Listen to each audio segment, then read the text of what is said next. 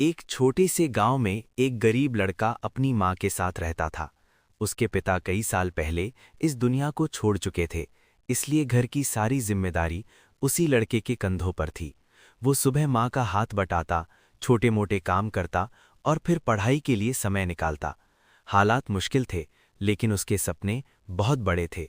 धीरे धीरे मेहनत करते करते वो कॉलेज तक पहुंच गया। कॉलेज में उसकी सबसे ज़्यादा रुचि साइंस और इनोवेशन में होने लगी।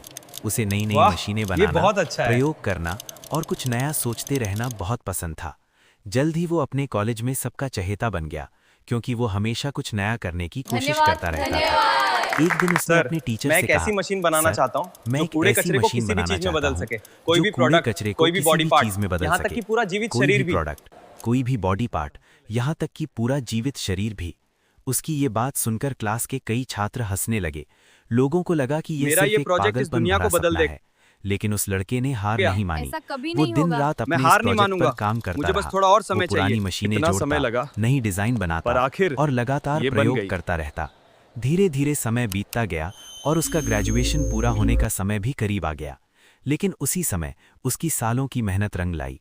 उसने आखिरकार वो मशीन बना दी। ये मशीन बहुत ही अनोखी थी।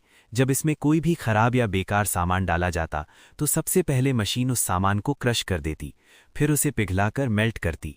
इसके बाद मशीन के अंदर होने वाले केमिकल रिएक्शन उस सामग्री को एलिमेंट और कंपाउंड के स्तर तक तोड़ देते।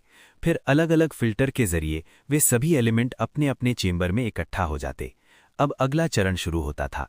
कंप्यूटर में एक 3D मॉडल बनाया जाता।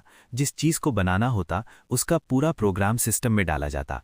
फिर मशीन अपने चेंबर से ज़रूरी एलिमेंट और कंपाउंड निकालती और केमिकल रिएक्शन के जरिए धीरे धीरे उन्हें जोड़ना शुरू करती।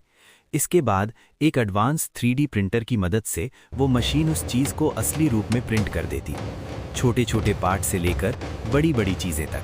लेकिन उस लड़के का सबसे बड़ा सपना अभी बाकी था। उसने उस मशीन में एक खास प्रोग्राम डाला।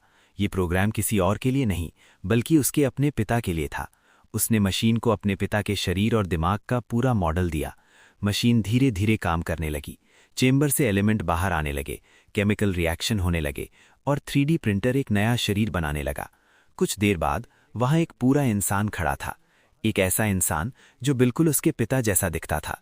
उसकी आंखें, उसका चेहरा, उसकी आवाज, ये मानव सब है, कुछ वही था। जैसा कि आपने उस पल विवरण उस दिया है। लड़के की पापा? आंखों में आंसू आ गए, क्योंकि कई सालों बाद वो अपने पिता से फिर से मिल पाया था।